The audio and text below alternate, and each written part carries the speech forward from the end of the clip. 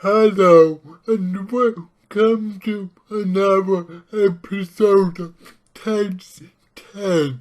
In this episode, I'm focusing on Neil Young's live albums.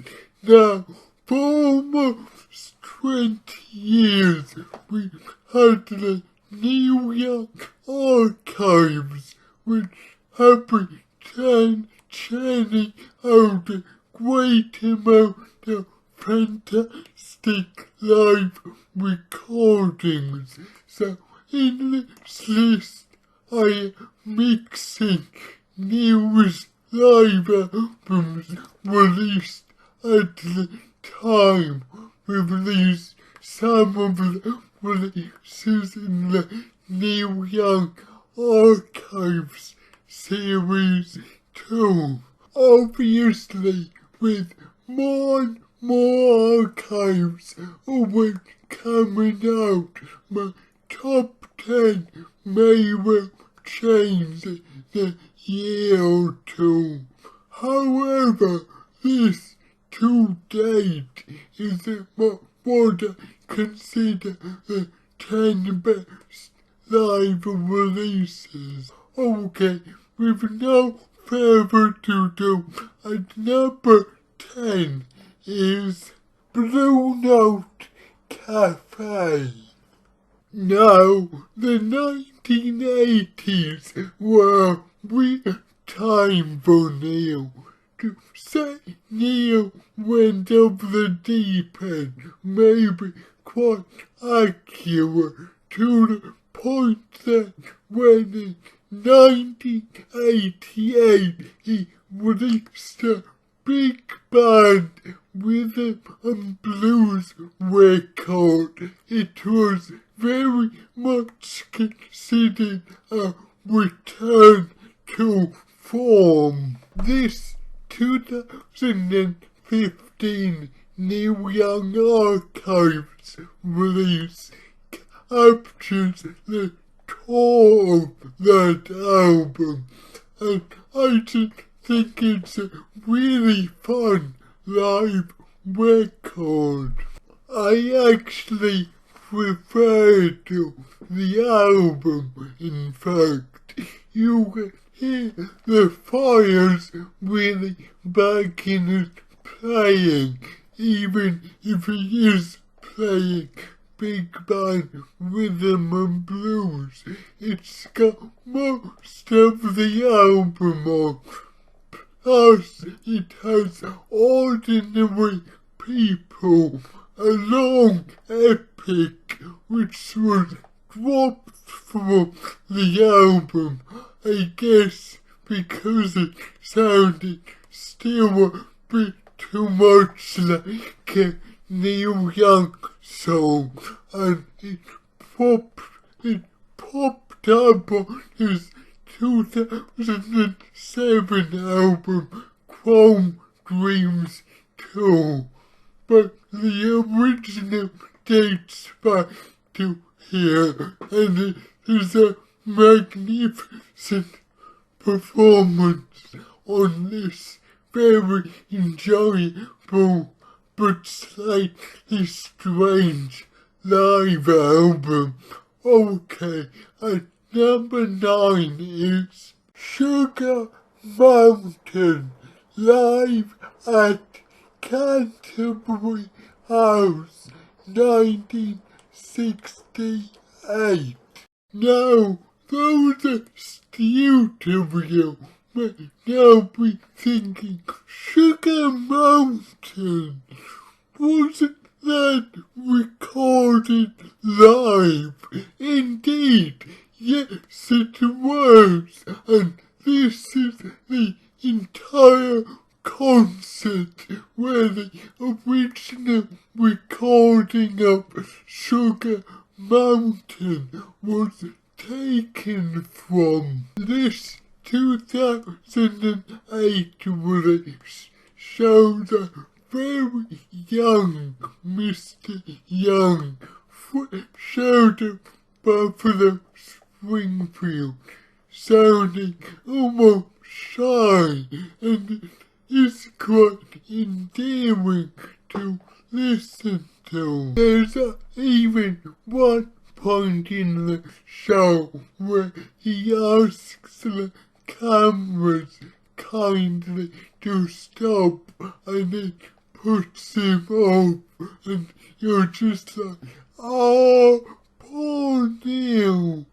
But it's interesting to hear him so early. A lot of the material on this album is either from his debut album or Buffalo Springfield. His guitar playing is pretty decent, although you can tell it hasn't developed quite as much. It isn't the best live album ever, but it's a really enjoyable listen. Okay, at number 8 is Year of the Horse. Whoa, this is a divisive one. Now, Neil Young's 96 tour with Crazy Horse kicked ass. It kicked so much ass that I just love getting my hands on every bootleg I can from it. It's like Neil was 50, the band were a similar age. They were old enough to be experienced, but not old enough to sound old, and the tour just rocked. He played so many rarities on the tour too. Now, bizarrely, the live album he put out after the tour focuses only on those rarities. It's a double album, but with a running time of about 80 minutes in total. It could easily be a single CD. And there's a lot of tracks from Broken Arrow, the album they were touring, which I actually quite like, as the production of that album was quite weird. It's nice to hear the songs live in your face form. I love the song Slip Away. There's a fantastic lengthy version on here too. But the standout has to be Danger Bird from 1975's album Zuma. So yeah, there are some really good tracks on here, but some strange ones too, and it does leave you feeling like you're missing the classic songs. But the solid live album, okay, at number 7 is Unplugged. Lots of heavy, grungy bands did MTV Unplugged around this time, and this includes Neil too, although kinda cheated as he just put out a soft album after a run of heavy ones. But this is folky Neil at his best, backed by a very competent backing band. This is a perfect, mellow, folky live album. However, there are a few surprises which I think make this album special, especially a version of Like a Hurricane performed on the pump organ. That for me makes this album worth it alone. Shivers down my spine stuff. Okay, at number 6 is Roxy, Tonight's the Night Live. Now, this 2016 Neil Young Archives release takes us back to 1973. In particular, the 3 concerts at the Roxy Theatre just after he had finished recording Tonight's the Night. Despite how depressing, though brilliant, Tonight's the Night was, there's a quite uplifting feel to this album, probably because they were all out of their heads on drugs, which leads to some quite entertaining banter between the songs. It's a bit short. It's basically the entirety of Tonight's the Night plus Walk On at the end. However, the musicianship is great. I especially love hearing how Neil and Niels Lofgren swap piano and lead guitar. A very enjoyable listen. Okay, at number 5 is Live at Massey Hall 1971. Another solo live recording from Neil Young's archives, but this 2007 release shows Neil Young in 1971 with a newfound confidence. You can hear his stage presence and acoustic guitar playing has got much better. This was just before he released Harvest, so the few tracks like There's a Well and A Man Needs a Maid from the album that would be Harvest. Some great takes from after the Gold Rush. However, my favourite track on the album is the acoustic version of Cowgirl in the Sun. His guitar playing on that is phenomenal, almost as good as the electric version. Okay, at number 4 is Live Rust.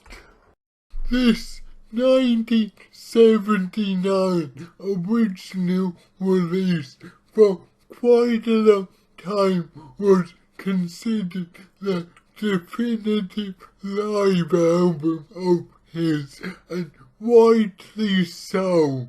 It's part solo acoustic and part electric, of course with Crazy Horse. I'd say this album just sounds so slick. The acoustic tracks just show what stage presence he had by then, and most of them are on the 12 string, bringing a fantastic which show and the Crazy Horse segment is heavy and hard and just about as slick as they get.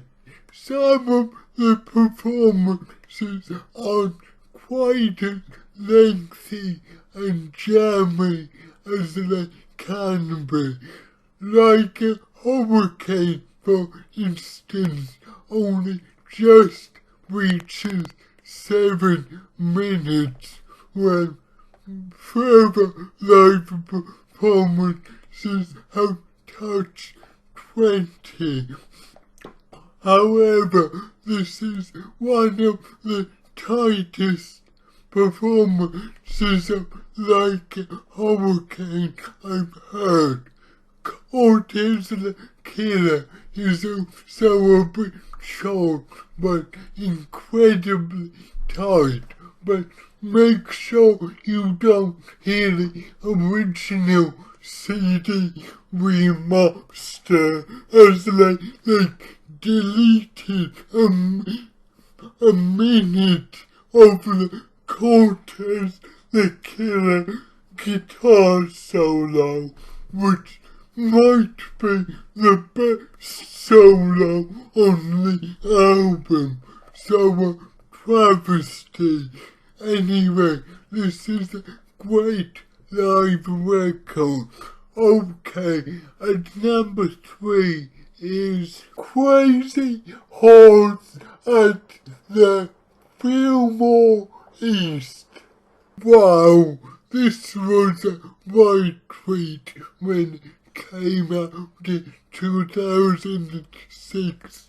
Crazy Horse with the original guitarist Danny Whitten live. This contains the performance of Come On Baby Let's Go Downtown that appears on Tonight's the Night, but for some reason they decided to quite edit the verses when it appeared on Tonight's the Night, so this gives a looser, longer vocal, and I just love his harmonies with Danny Whitten here. Obviously, the 16-minute cowgirl in the sand and the 12-minute Down by the River are highlights. Oh my god, the way they jammed back then with Danny on guitar, he just brought something special, and to have this performance captured is such a treat. It may only have 7 tracks, but 7 tracks of brilliance. Winterlong, and the way Neil and Danny harmonize the vocals that it's just beautiful. There's also I'm Wondering, which was an outtake and appeared on his Bizarre Rockabilly album in the 1980s, but it's nice to hear this in its original form, a really delicate, cute country number. Okay, and number 2 is Way Down in the Rust Bucket. Now, for quite a long while, one of Neil Young's most legendary bootlegs was with Crazy Horse at the Santa Cruz Catalyst on November 13th, 1990.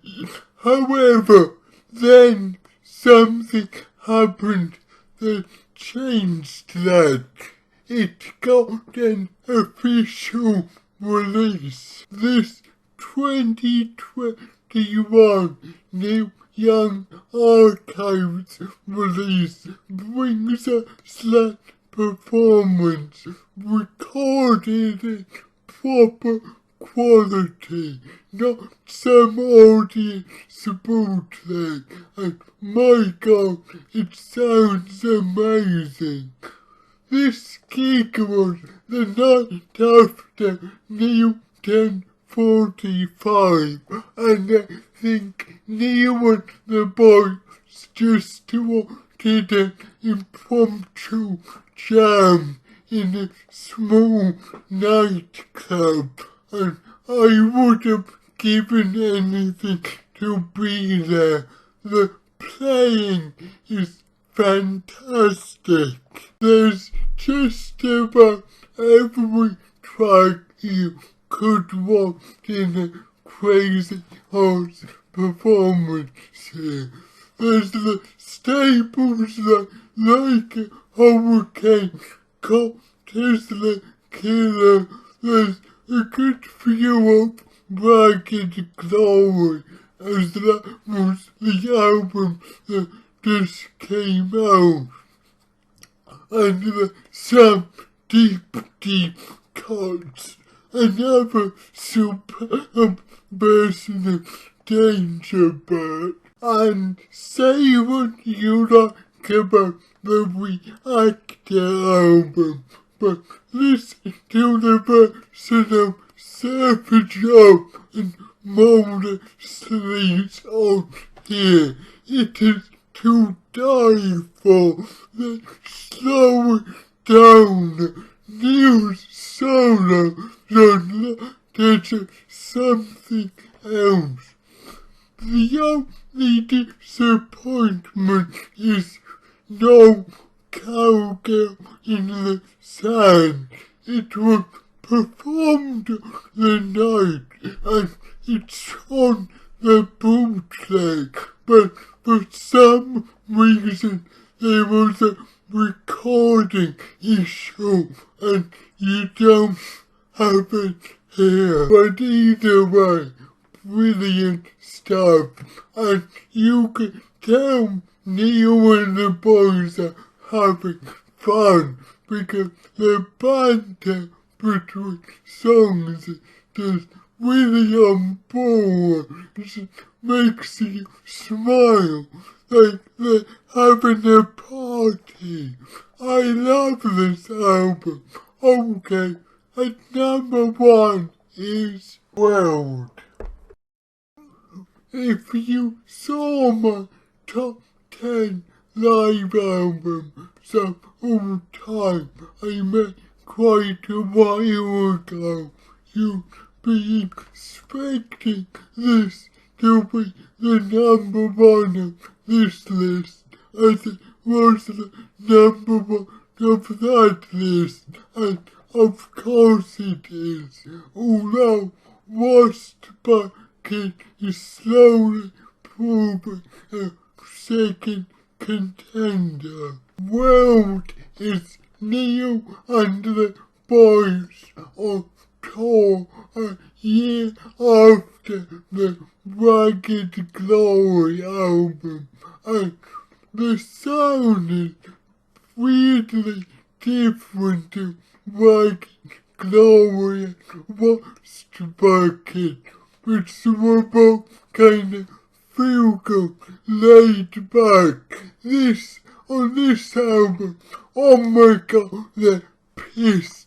I think they're extra angry about the Gulf War, and it is just loud, heavy, and so intense. Sonic Youth were the warm-up for this tour. Neil actually reckoned he caught most of his tinnitus from this one tour alone because it was so loud. You got your slow ballads like a hurricane and cold Tesla killer. Then you got some of the most intense walkers like the insanely fast electric version of Crime in the City. You've got fucking up with conclude side one. My god, that version is so loud and heavy, just drags you down such a glorious way. Hey, my, the opener, absolute belter of an opening track. This live album is just amazing. Get it, and then maybe I'll shut up about it. Okay, that has been my top 10 Neil Young live album releases, at least until this day.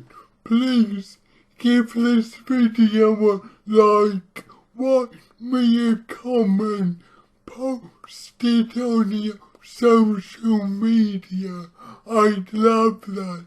Thank you.